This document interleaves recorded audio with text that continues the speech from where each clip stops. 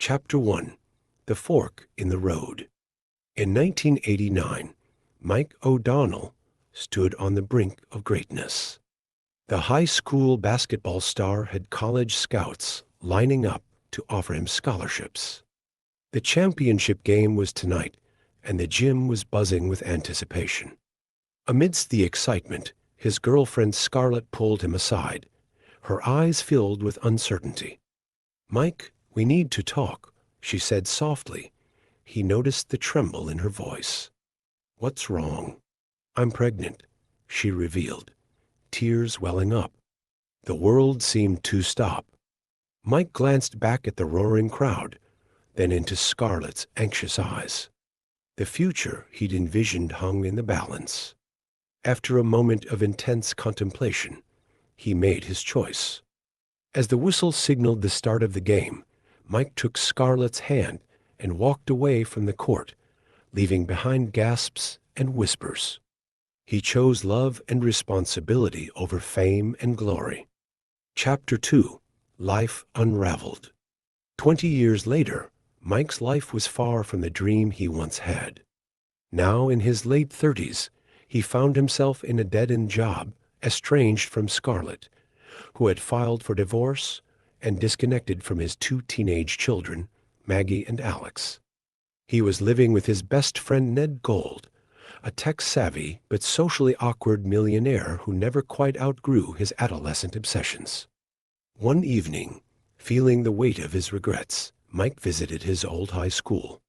Wandering the empty halls, he encountered a mysterious janitor. "Looking for something?" the janitor asked, just lost in memories. Mike sighed. "Sometimes I wish I could go back and do it all differently." The janitor gave a cryptic smile. "Be careful what you wish for." Chapter 3. A Leap Backward. The next morning, Mike awoke feeling strangely energetic.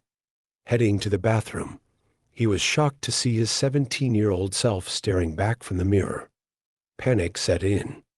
He rushed to Ned's house, and after a series of comedic proofs involving shared secrets and embarrassing anecdotes, he convinced Ned of his identity.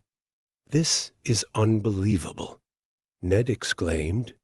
"You've time-traveled, or something like that," Mike replied. "Maybe this is my chance to fix things." They hatched a plan. Mike would re-enroll in high school as Mark Gold, Ned's son, to find purpose in this unexpected second chance. Chapter 4. Lessons in Disguise. Back in high school, Mike navigated the complexities of teenage life with the wisdom of an adult. He noticed his son Alex being bullied and struggling to fit in. His daughter Maggie was dating Stan, the school's notorious troublemaker. Determined to help, Mike befriended Alex, encouraging him to join the basketball team and stand up for himself. Under Mike's mentorship, Alex's confidence blossomed. With Maggie, things were trickier. She was drawn to Mark, not realizing he was her father. Mike tried to steer her away from Stan's toxic influence, but his efforts often backfired, leading to awkward situations. Meanwhile, Mike reconnected with Scarlett, who was volunteering at the school. Their conversations were filled with a familiar warmth. Scarlett couldn't shake the feeling that there was something oddly recognizable about this young man. Chapter 5. Unmasking and Understanding. Tensions escalated when Stan grew jealous of Mike's influence over both Alex and Maggie. A confrontation led to a school brawl, and Mike was suspended. Scarlett, puzzled by Mark's deep involvement with her family, confronted him. "Why do you care so much about us?" she demanded. Mike took a deep breath. "Because I'm Mike. I don't know how, but I became 17 again."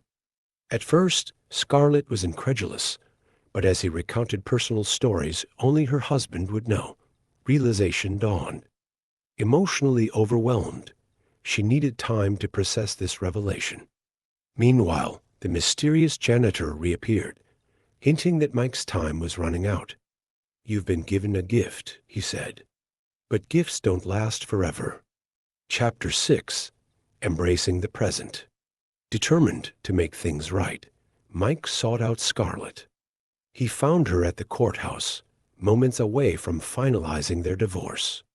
"Scarlett, please wait," he pleaded. She turned to see him back in his adult form.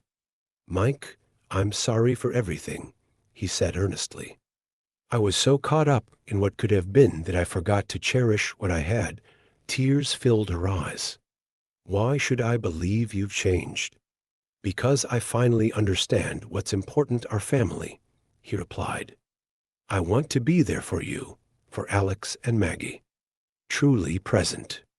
Moved by his sincerity, Scarlett agreed to give their relationship another chance. Over the following weeks, Mike worked hard to rebuild trust. He attended Alex's games, supported Maggie's interests, and rekindled his romance with Scarlett. The family began healing together. Mike realized that while he couldn't rewrite the past, he could shape the future.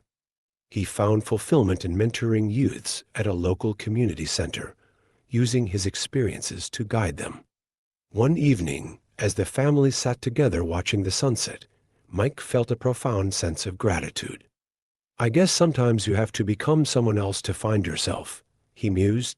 Scarlett smiled, resting her head on his shoulder. "I'm glad you found your way back to us."